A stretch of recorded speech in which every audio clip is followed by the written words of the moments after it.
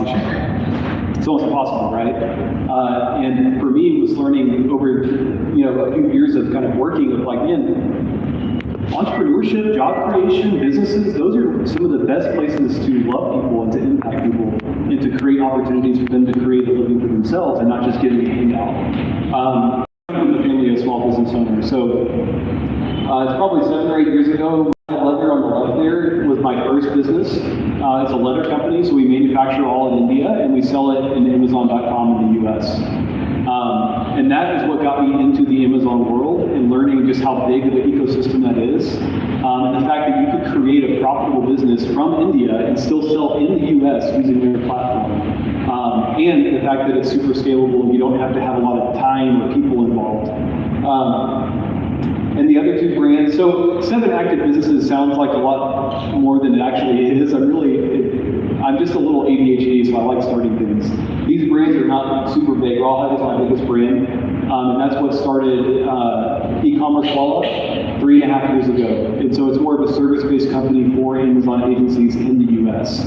So their brands pay these fancy US agencies a few $1,000s a month to manage them on Amazon. Those agencies then offshore a lot of the actual dirty work to us, like design, SEO, back-end work. So the brands don't even know we exist. The agencies essentially white label our team. And then we also have Dosti. It's basically kind of like an employer on record company. We help staff Indian talent for US companies. So we're mostly just a payroll provider to provide insurance and things. And then the co-working space we started was really just an opportunity to get a really cool office and to like rent out the space we don't use. So our companies are tenants of the co-working space, and we have about 100 seats that we rent out on top of that. And then Morning Chai it's just a passion side hustle. Like I got tired of a lot of news sources here that have like dead bodies and too much politics and just junk. And so for me, I wanted a newsletter about Hyderabad, like business news, lifestyle news, entertainment that's like easy to read in 10 minutes. And so we literally just started that. So if you're interested in email newsletters that summarize the happenings in Hyderabad, that's what that is. And that's my family, my wife Lindsay and our 2 daughters. Callie was born in Hyderabad, and then we adopted Paki she's from Guwahati actually. And so this is our company in the top. So we started with my partner, Krishna, and just like a alacrity investment and just reinvested everything back into the company. We didn't have like funding or anything. And so now we're about to cross 50 employees, so we're going to celebrate our half century whenever that comes.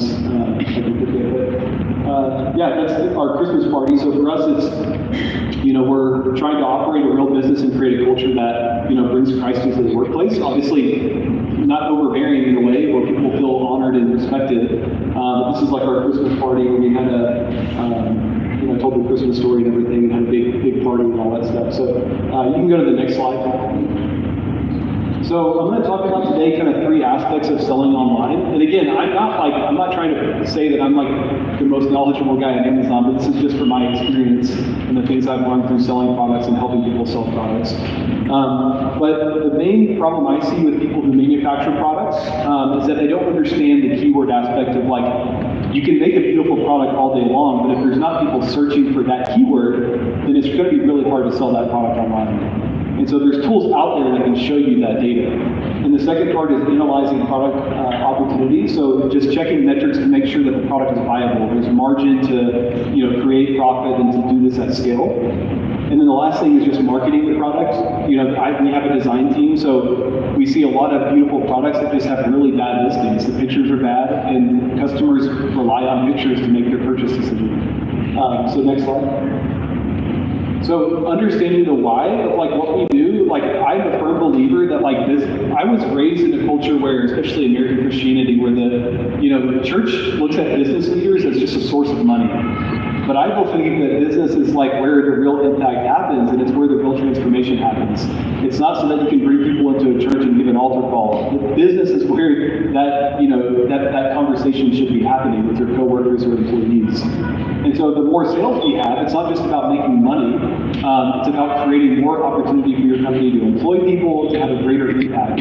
Yes, the business has to make money to survive. Profit's not bad, profit is good. but ultimately that profit is to reinvest back into the company and the people that work there. So T just means transformation, so more opportunities for transformation. The reality is, a company with a few employees versus a company with hundreds of employees, they just have more resources to do things. And the other thing, this was kind of weird for an American talk I gave, but I see this a lot of times in Christian circles that I'm in, where it's a lot of guilt-driven marketing. It's like, here's my product, please buy it so I can do all this stuff. If your product can't make it in the real world, we shouldn't be investing a lot of time in that. We don't want to rely on guilt-driven marketing to Christian circles. We want to, provide a product that solves a real purpose and value to the average customer. So next slide. So why Amazon FBA? FBA means fulfilled by Amazon. So they have distribution centers all over the US, all over India, everywhere. And so you're using their platform to sell your products. So in the US, a lot of what I'm saying applies to India as well, but you can sell in the US as well. I talk to a lot of Indian companies who don't realize that that's an opportunity for them. So they're the #1 e-commerce platform, especially in the States. Hands-off operations means you don't have to worry about shipping logistics. Your only job is getting the product to Amazon and marketing it and handling the advertising. And they take care of all the customer complaints, all the shipping issues, which is a huge aspect of a product-based company. I say cheap fulfillment fees. Amazon fees are a little expensive, but when you actually compare them to using a logistics partner yourself, you're actually going to save money in a lot of cases using, depending on what your product is. And then cross-channel fulfillment, you can use Amazon's centers to ship products through other, if you sell on Etsy or if you sell on Shopify. I use my Amazon stock to fulfill those orders. So there's a lot of creativity there. And then using it to launch into other markets. But Amazon is the easiest platform to get a foundation started on. Then you can look into Walmart.com or other platforms that are a little bit trickier. Next slide. So the main aspect that I try to tell people when it comes to products is you're not selling products, you're selling keywords. Okay, so that is the #1 thing. When you guys are all shoppers, when you go to Amazon, you're typing in a keyword. And the good marketers are the ones who know all the different keywords that people are looking to find the product that represents that keyword. Okay, so it's probably a little hard to see, but this is just a screenshot of some of the tools we have where you can look up specific phrases and find all the different ways customers are typing that in. My wife and I, we sell a leather vase on Amazon, and we were just doing some ad campaigns with all the different types of vase keywords.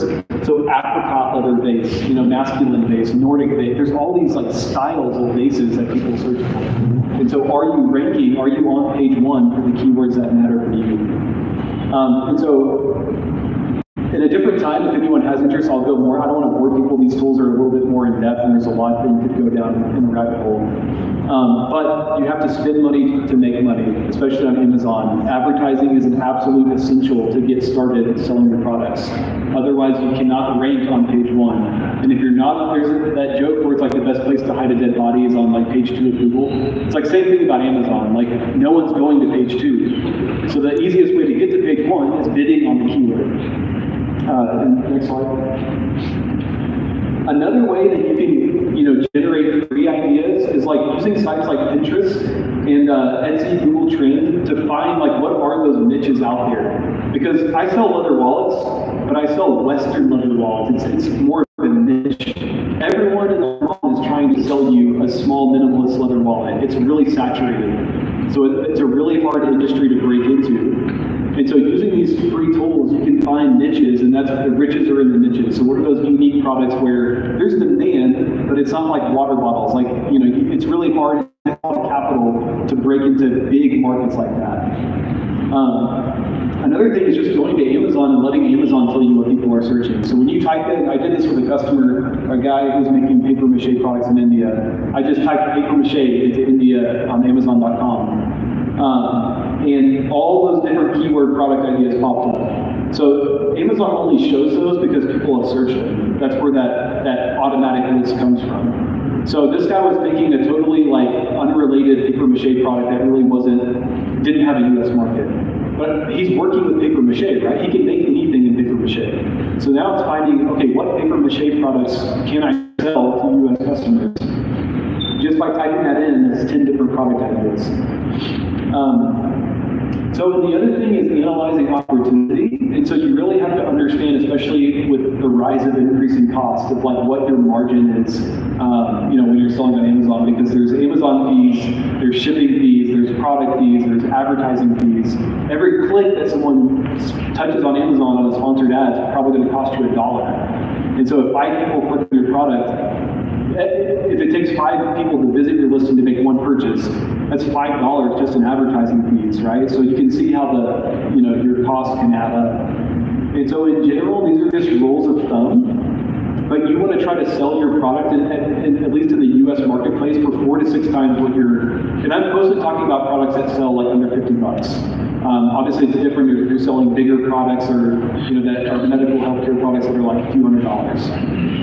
So a lot of my wallets, I buy them for like $4 or $5, and I sell them for like 25 bucks. And so if you're able to kind of keep that ratio, it's an assurance that you'll have an okay margin to continue to like grow that. And another general rule of thumb is that products that are $12 or less, it's really hard to make money because the cost per click is going to be relatively the same. And you can imagine if your product costs $10, Amazon's taking probably $3 or $4. $2, there's not much margin to play with. So I try to find products that are in that $15 to $30 sweet spot. If that makes sense. And then the other thing is, and this goes to the Airbnb, I'm a marketing background, so when you're on page 1 of Amazon, how can you make your listing different or stick out to all the other products that are on there? Like if you're selling wallets, most people all have the same type of image on page 1. So if you open your wallet, you have to analyze how can you make your listing stick out to where you're getting that click and not the other guy. So with your Airbnb, it's all about, we use Airbnb all the time. And when we're scrolling on Airbnb, it's like whatever sticks out or is unique is typically what I'm clicking on. Like, oh my gosh, look at the view of this apartment, or look at the cute furniture that it has. Like your main image is almost like the most important aspect of your listing because that's where they're going to click in and see your listing. So those are some of the things we do is help people analyze what's your unique selling proposition. What makes your product special? Why is it different? And then how can you showcase that where customers can see it? So on the next slide. And you can go to the next one. So these are just about more of the graphic design element. Next slide.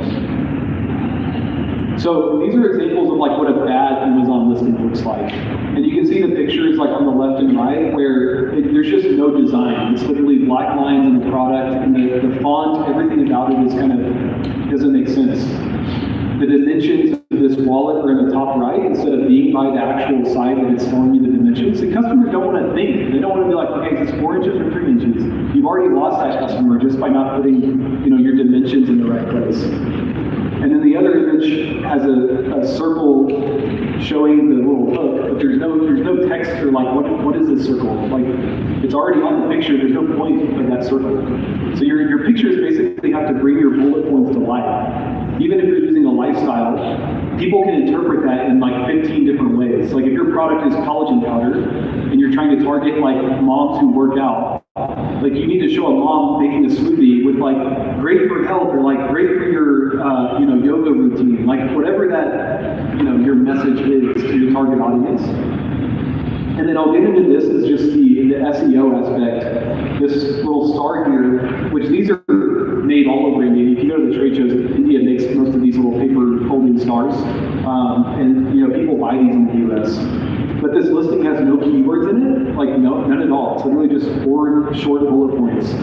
And so the Amazon algorithm relies on what you tell it your product is. So you don't say oh, this star is really cool. You say this folding paper mache star or this Christmas star, whatever the keyword is, you're using those in your listing to describe your product because it helps with your organic ranking for those keywords. So if someone types Christmas star in, finds your listing, they click and buy it, Amazon then knows, oh, this product converts for Christmas star. So then your rank will start to increase, and eventually you'll get to page 1 without even having to pay for it. Does that make sense? So go to the next one. So this is kind of an example of a good listing, like I mentioned. On the left are the title and the bullet points where the red are the keywords. So by doing the keyword research, you incorporate those into your listing. And then on the right are just some examples of good like graphic designs. So when you're scrolling on Amazon, like the pictures are what sells to your customer. So having a really good like design to your product, we've helped a lot of, I've consulted a couple, like pharmaceutical type